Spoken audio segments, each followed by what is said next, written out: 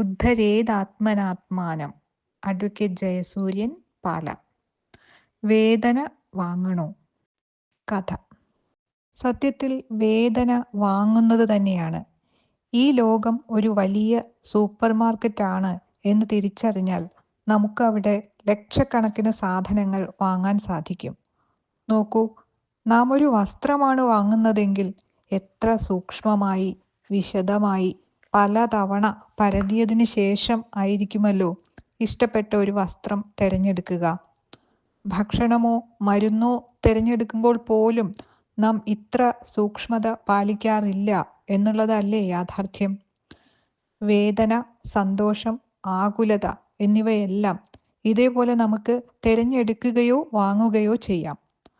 ആഹ്ലാദം, ആഘോഷം, ആശയക്കുഴപ്പം, ടെൻഷൻ എന്നിവയെല്ലാം വാങ്ങാൻ കിട്ടും.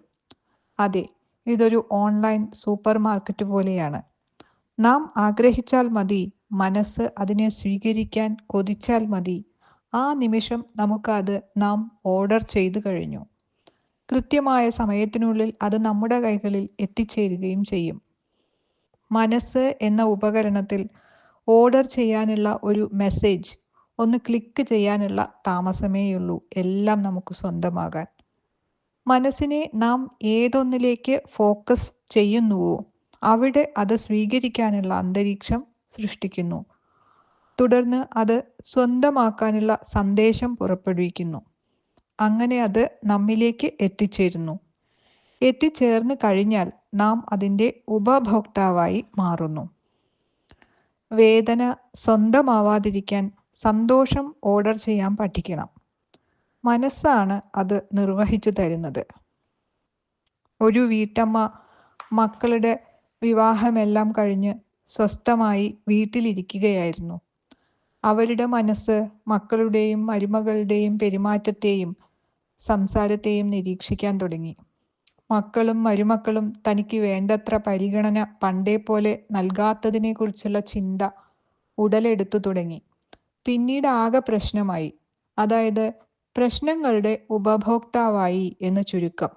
പ്രശ്നങ്ങൾ മാനസികമായി, തുടർന്ന് ശാരീരികമായി അസുഖങ്ങളായി, അസുഖകരമായ സംഭാഷണങ്ങളായി, ഭർത്താവിനോട് പോലും പിണക്കമായി, നാട്ടുകാരെയും ചുറ്റുമുള്ളവരെയും ശ്രദ്ധിക്കാതെയായി, ആകെ പ്രശ്നമായി. ഈ സമയത്താണ് പഴയ ഒരു സുഹൃത്തിൻ്റെ ഫോൺ കോൾ വന്നത്. അവർ ഒരു ഹിമാലയ യാത്ര നടത്താൻ ആഗ്രഹിക്കുന്നു, നിങ്ങളെ കൂടി ക്ഷണിക്കുകയാണ് എന്ന് പറഞ്ഞു. ഒരാഴ്ചത്തെ പ്രോഗ്രാം ബുക്ക് ചെയ്യുകയാണ്.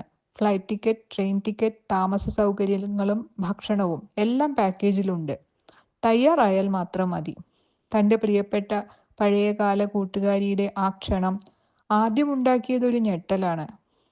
പറഞ്ഞറിയിക്കാൻ കഴിയാത്ത സന്തോഷത്തോടെ ആ പഴയ കാലം മനസ്സിലേക്ക് തിരിച്ചു വന്നു. പെട്ടെന്ന് തന്നെ മറുപടി കൊടുത്തു, ഞാനും വരാം. 7 ദിവസത്തെ ആ യാത്രയിൽ 32 പേരുണ്ടായിരുന്നു. അവരുടെ എല്ലാ വിശേഷങ്ങളും, അവർ കണ്ട നാടുകളും അവരുടെ യാത്രകളും അനുഭവങ്ങളും ആഹ്ലാദം നിറഞ്ഞതായിരുന്നു. യാത്ര അവസാനിച്ച ഉടൻ അടുത്ത യാത്ര പ്ലാൻ ചെയ്യാൻ വേണ്ടി അവർ ഒരു ഹോട്ടലിൽ ഒത്തുചേർന്നു. ഇത്തവണ വിദേശത്തേക്കാവട്ടെ യാത്ര എന്ന തീരുമാനവും എടുത്തു. 14 ദിവസം കൊണ്ട് 4 വിദേശ രാജ്യങ്ങൾ സന്ദർശിക്കുക എന്ന പ്ലാനുമായാണ് ആ വീട്ടമ്മ തിരിച്ചെത്തിയത്. തുടർന്ന് വിശേഷ വർത്തമാനങ്ങളുടെ തിരക്കായി, യാത്രാവിശേഷങ്ങളുടെ ചർച്ചകളായി, അടുത്ത വിദേശയാത്രാ പദ്ധതിയെക്കുറിച്ചുള്ള പ്ലാനിങ്ങായി, അങ്ങനെ ആ വീട് മുഴുവൻ സന്തോഷമായി. നോക്കൂ, വേദനയിൽ നിന്ന് ആഹ്ലാദത്തിലേക്കുള്ള ഈ മാറ്റം എങ്ങനെയാണ് സംഭവിച്ചത്?